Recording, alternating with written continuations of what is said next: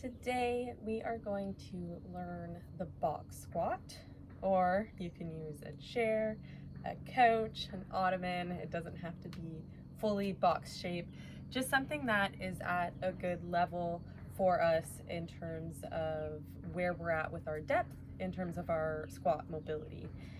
In this video, I'm going to show it first with the dowel. And if you're new to this movement and you're new to dowel hip hinging, I suggest keeping this movement with a dowel on your back, and you can always go back to the dowel. It never hurts. I check in with the dowel every once in a while anyways. So with our squat, first thing I'm going to go over is our foot positioning, kind of explain how it differs from our hinge or our deadlift. I'm going to show it and then we're going to work through it together. So if you're watching this video, you would have already watched the hip hinge video. Hopefully, hip hinge is super important. It's the starting movement before we deadlift or before we get into a squat. So if you nail the hip hinge down, then the squat's going to be no problem for you. So in our hip hinge video, our feet were pointing forward and we were about hip distance apart. But for our squat here, we're gonna open up a little bit wider and find a position that works for you. So everybody's a little bit different, and we want to externally rotate slightly from the hips, just allowing ourselves a little bit more room to drop down into this position. So again, if you're new to squatting, or if you're new to squatting this way, you might need to change up your foot position depending on how it feels in your body. So I like to have some slight external rotation so the inside edges of our feet are parallel. Toes are pointing slightly out to the side. When we're going down into our squat, we're making sure our knees are tracking over our toes. So even though our toes are pointing out, our knees aren't gonna buckle in like this, okay? So again, finding a position that works for you. The first movement of this is just our hip hinge.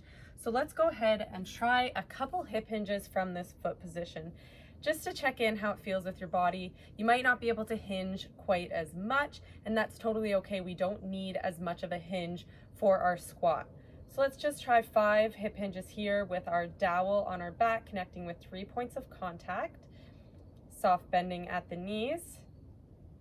Hinging forward, pushing the hips back, squeezing through the glutes to come up. Good. Just finish 4 more in your own body. Again, you've watched the hip hinge video already, so you should know how to do this. And hopefully you've been practicing hip hinge before you jump into this squat video. Great. So what the difference between the hip hinge and the squat is the foot positioning, but I'm gonna show this from the side. So the movement of the squat, I'll show it first.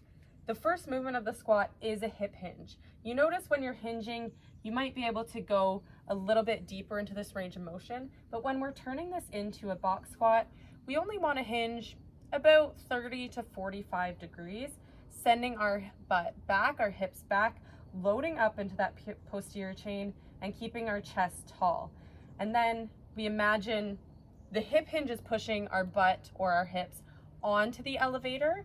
And then once we start the squat movement, this whole movement is a squat, but once we start the up down movement, we're taking it down the elevator, pushing back up the elevator, and then bringing the hips out of the elevator. That's what I like to think about when we're doing the squat. Break it up into step-by-step movements like that, especially if you're new to this. So I'm gonna show you a couple of what our dowel box squats look like.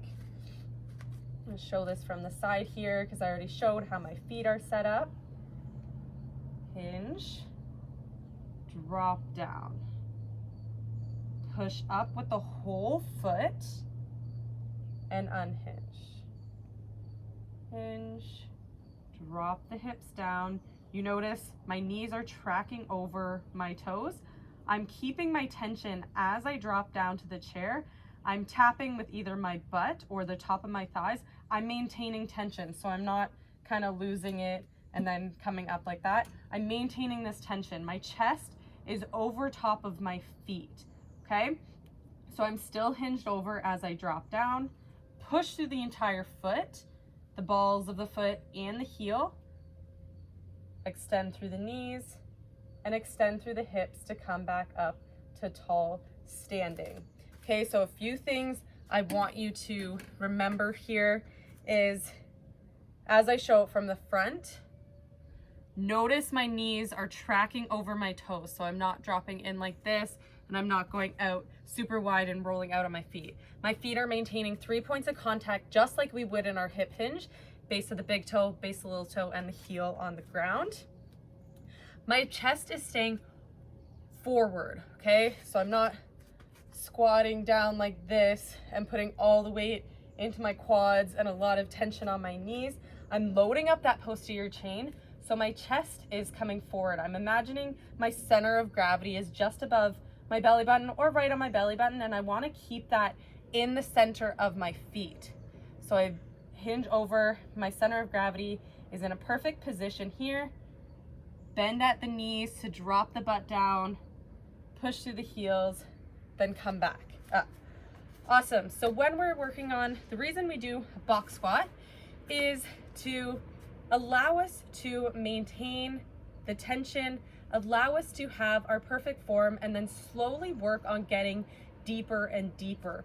So first, when you first do this, pick a height that is totally doable for you. Super easy. Like this chair here for me, I can get down to it pretty easy, tapping down and pushing back up, okay?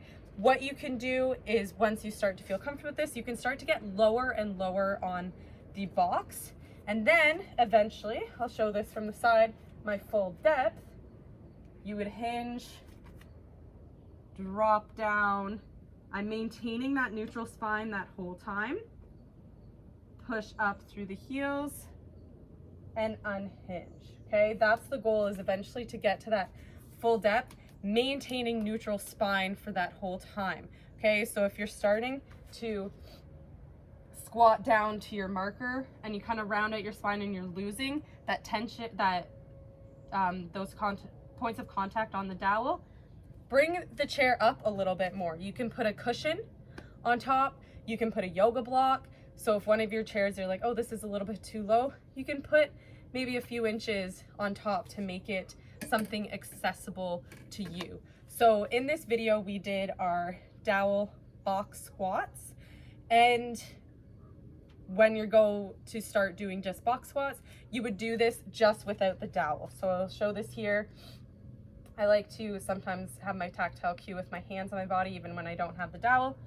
Remember, slow it down to start, hinge, lower the hips, tap the chair, pause. Whenever we do box squats, I want you to pause, 1, 2, push up through the heels and extend through the hips. Hip hinge to start, drop the hips down, maintain that tension, extend through the knees, unhinge. When you're learning, break it down like that. Hip hinge, drop the hips, push the hips up, unhinge. Break it down into those steps, and then you can start to incorporate it into more of a fluid motion like I'm doing here once you get more comfortable with it.